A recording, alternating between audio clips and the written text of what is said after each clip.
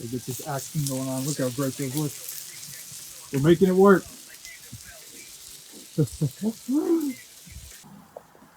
And we are here in the woods with our master chef making the most beautiful improv grilling experience. Come and adapt it. Oh, Christoph. So what are we making? Explain your dish. We are making sirloin marinated pork chops. We're making chicken. We got some T-bone going in a little bit. Looks pretty good.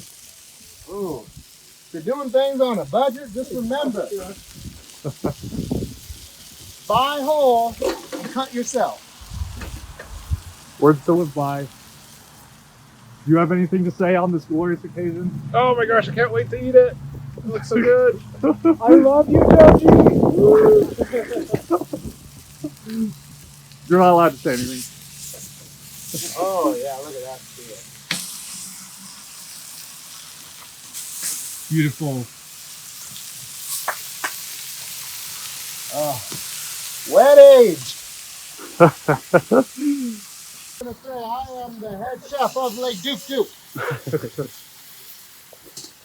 Thank you all for joining us, and please enjoy your improv grilling. Bye.